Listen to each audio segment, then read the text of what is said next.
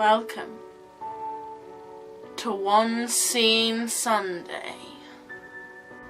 I apologise that I have not recorded one of these in several weeks. Today's reading will be taken from The Unbecoming of Mara Dyer by Michelle Hodkin. My name is not Mara Dyer, but my lawyer told me I had to choose something, a pseudonym, a nom de plume for all of us studying for the SATs. I know that having a fake name is strange, but trust me, it's the most normal thing about my life right now.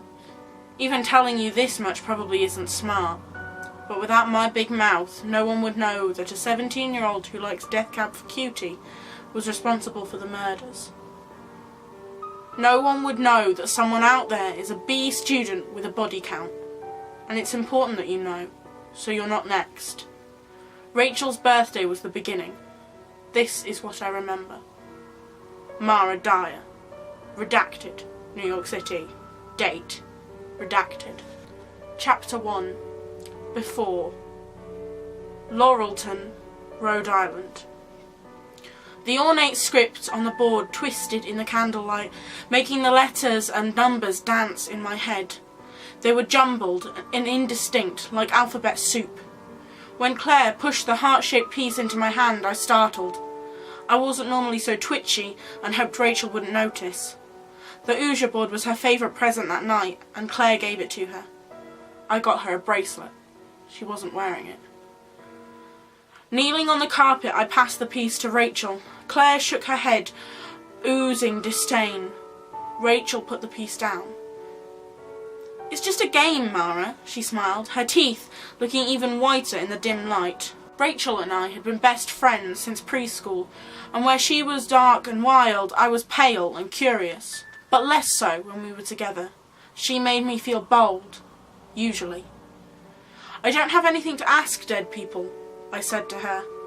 At 16, we were too old for this, I didn't say. "Ask whether Jude will ever like you back." Claire's voice was innocent, but I knew better. My cheeks flamed, but I stifled the urge to snap at her and laughed it off. "Can I ask it for a car? Is this like a dead Santa scenario?" "Actually, since it's my birthday, I'm going first." Rachel put her fingers on the piece. Claire and I followed her.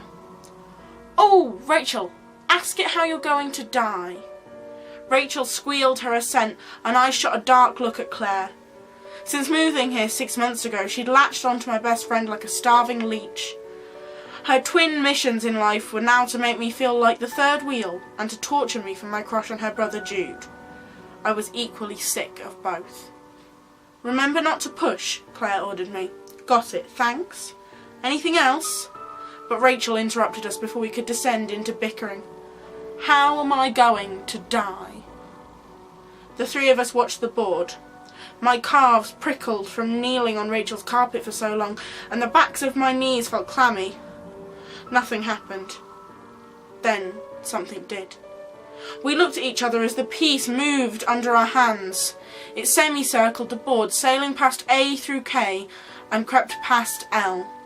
It settled on M. "Murder?" Claire's voice was soaked with excitement. She was so sketchy. What did Rachel see in her? The piece glided in the wrong direction, away from U and R, landing on A. Rachel looked confused. "Matches? Mauling?" Claire asked. "Maybe you start a forest fire and get eaten by Smokey the Bear." Rachel laughed, briefly dissolving the panic that had slithered into my stomach. When we first sat down to play, I had to resist the urge to roll my eyes at Claire's melodramatics. Now, not so much. The piece zigzagging across the board, cutting her laughter short. "Ah." We were silent. Our eyes didn't leave the board as the piece jerked back to the beginning, to A, then stopped. We waited for the piece to point out the next letter, but it remained still. After 3 minutes, Rachel and Claire withdrew their hands. I felt them watching me. "It wants you to ask it something," Rachel said softly.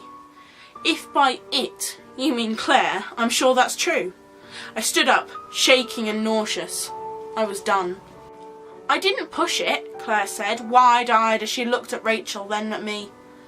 "Pinky swear?" I asked with sarcasm. "Why not?" Claire answered with malice. She stood up and walked closer to me. Too close. Her green eyes were dangerous. "I didn't push it," she said again. "It wants you to play." Rachel grabbed my hand and pulled herself up off the floor. She looked straight at Claire. "I believe you," she said, "but let's do something else." "Like what?" Claire's voice was flat and I stared right back at her, unflinching. "Here we go. We can watch the Blair Witch Project." Claire's favourite, naturally. "How about it?" Rachel's voice was tentative, but firm. I tore my eyes away from Claire's and nodded, managing a smile. Claire did the same. Rachel relaxed, but I didn't. For her sake, though, I tried to swallow my anger and unease as we settled in to watch the movie. Rachel popped the DVD and blew out the candles. 6 months later, they were both dead.